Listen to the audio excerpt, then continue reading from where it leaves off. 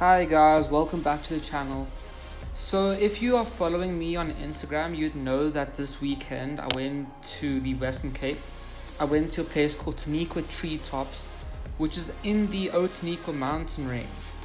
And in this property they have a river that flows through the jungle that they have. And you can actually walk down to the river going down one of these two trails, Milkwood or Fynbos. So we decided to go down Milkwood and come back up on Fynbos. Now the whole point of us going down to the river was to look for carnivorous plants such as Drosera, which are known to be found in the Western Cape, and also to look for wild growing orchids. So just as we had entered onto the pathway, we came across these little mounds of sphagnum moss, as you can see, which is actually a really good sign, especially for anyone who does grow orchids or carnivorous plants, specifically nepenthes. You would know that growing the sphagnum moss is actually very helpful for your plants, as they help to deter algae and other bacteria from attacking your plants, and it's a very good indicator of showing you humidity in the area, in the localized area of your greenhouse. So we just passed these little aloes growing here with their orange flowers, and I'll just let you guys take a look at the mountain range that we're actually in.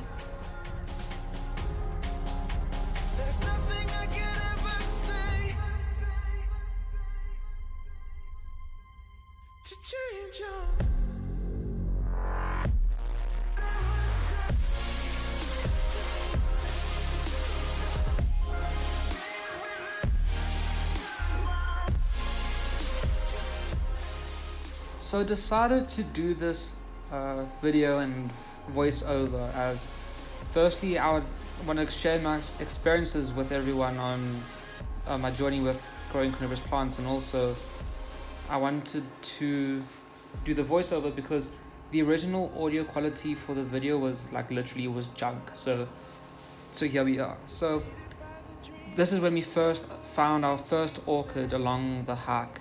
And I really love how long the roots are, and I find it very fascinating how the roots grow along the branches, and just that allows the plant to stick onto the bark. I don't understand really how they attach so strongly onto the branches. So for me that was really interesting to see, especially as I don't see mounted orchids very often. Seeing these wild ones is really great. So I just want to take some time to talk about what the environment was like in this jungle. The temperatures, the humidity, the sunlight, the wind, etc. So in the Western Cape, in this specific area, it's called the Garden Route.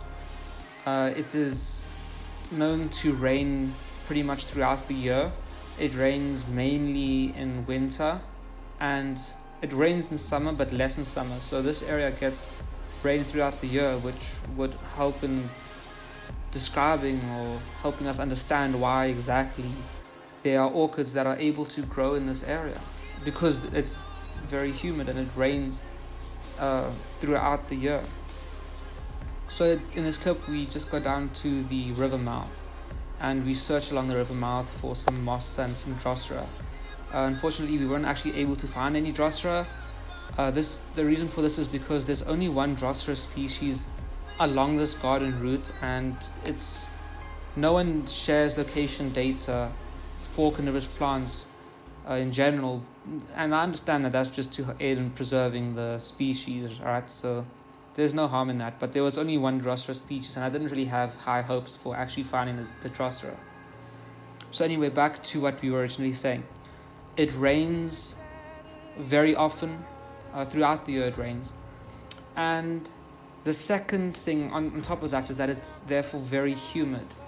So the lower down you go, the more humid it is. The closer you get towards the river, the more humid it is, and the more moss is growing, and the more lichens there are, and the more wildlife there is, the more bushes there are, anything that you would associate with a higher humidity amount.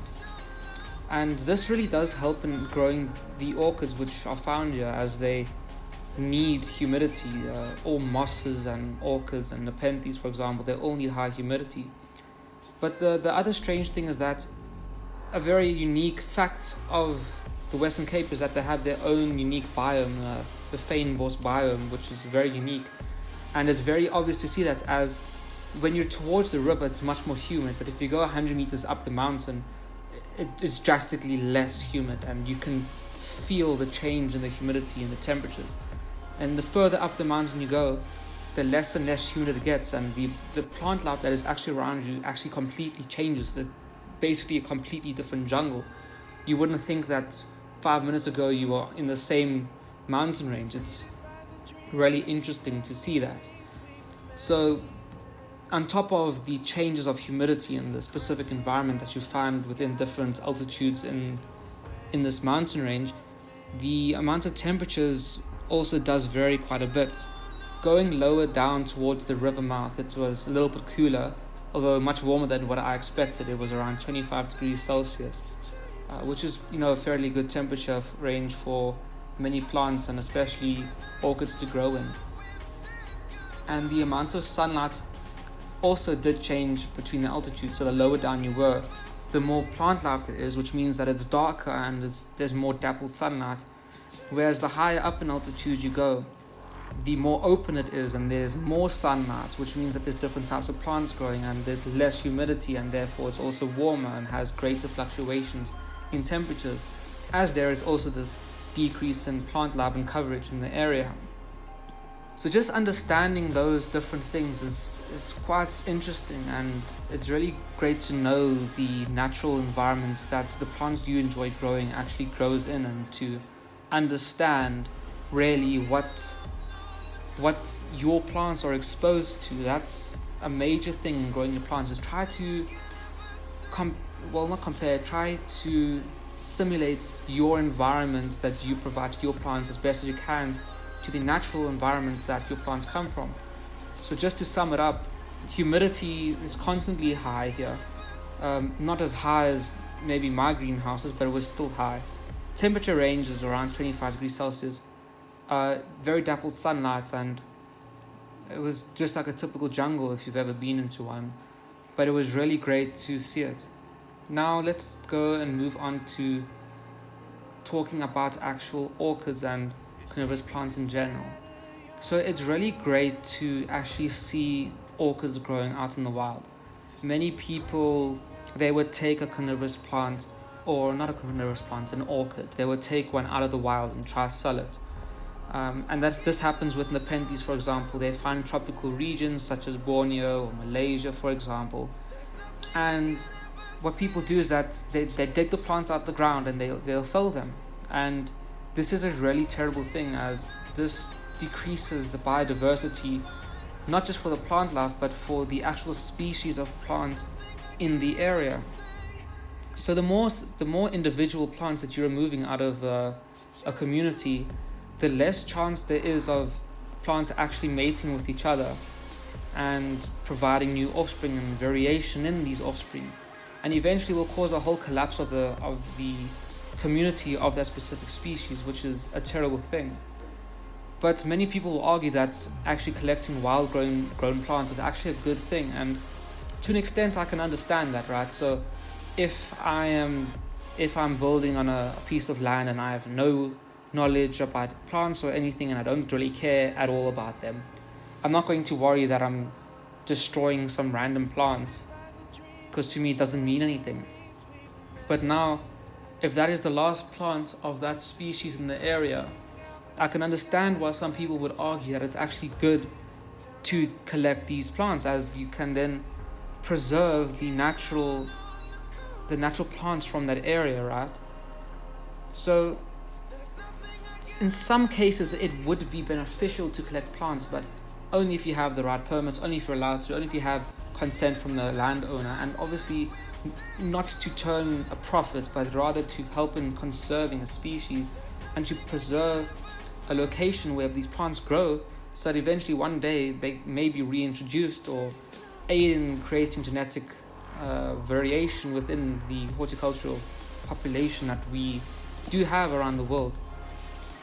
Another great thing about seeing these little orchids growing on the plants is that it's a further great reassurance to know that there are plants, parent plants that are flowering, that are creating offspring, that are able to produce viable seeds, which seeds can then propagate and spread everywhere and allow the movement of the orchids within this forest. And to me, I think that's really great that there's a really stable population here, which is not being poached by people, as this area, this garden roots area, is really known to be really beautiful and really unique in that they have so much vegetation and wildlife. Another thing that was really interesting to me is that I heard that orchids need a specific type of fungus or a bacteria or something to be present while they are seeds, to actually aid in germinating the orchid seeds. I'm not sure if that's true or not. Let me know in the comments if this is true. But it's really interesting to know that this specific type of fungus is therefore found throughout the whole entire world, as there are orchids on almost every single continent of the world. So for me, that's really an interesting thing to know, that this type of fungus is, everywhere. I'm, maybe wrong, or maybe different funguses for different species, which further just makes me wonder like how people manage to actually breed these plants and grow them from seeds. But it's really great to know that this fungus species is everywhere as well. So in this video, you can now see that we're gaining in altitude. We can see that the plant life is completely different. There's less moss. It's much drier. There's less plant life. It's much more open, and there's more sunlight. And it's really unique in that a couple meters away, you have a completely different habitat. You have a completely different microclimate that you're exposed to. And that is really interesting and very unique to the Western Cape and their specific climates that they have and their specific biomes that they have. Let me know how many orchids you guys were able to count on this video. I'm not sure, maybe I may have missed some. So let me know how many orchids you guys found. I'd like to see them all. Maybe there are some nice ones that are flowering that I just didn't see. There's literally so many growing all over the place that I may have missed some. Another thing that I noticed was that growing carnivorous plants such as nepenthes is really, although growing them from seed is difficult and time consuming, it's much easier to do than growing an orchid, for example, right? So if you have to grow an orchid using this specific fungus, like how do people actually manage to do that? How do they collect this fungus, presuming it's the same fungus for all orchid species, and apply the fungus onto the seeds that they're growing? Like, how do they manage that? Growing a nepenthes from seed, for example, all you really have to do is just put the seed on your media and keep it warm. So how do people impregnate an orchid seed with this fungus, and what exactly does the fungus do?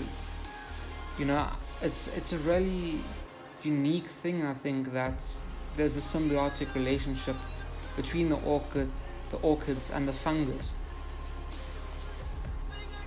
Growing other species of carnivorous plants such as Drosera, it's also so easy. You would just, it's all relative, but it's easy if you know how to do it. You just take your media, you sprinkle the seeds on top of the media, and then keep it moist, and then the seedlings will germinate and then they'll grow. Some of them, obviously, you need to put them into the fridge and let them germinate. But I found it very, very interesting how exactly the orchids grow.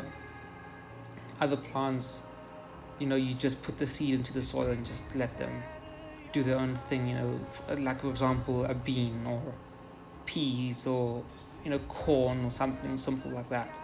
You just put it into the soil, just keep it moist, and that's it. But thinking about how exactly you would apply this methodology of applying a bacteria to a seed, that's really strange. And obviously it does sound like I'm rambling on a bit about this, But for me, that's a really incredible thing, especially if you look at the amounts of variation there are in orchids.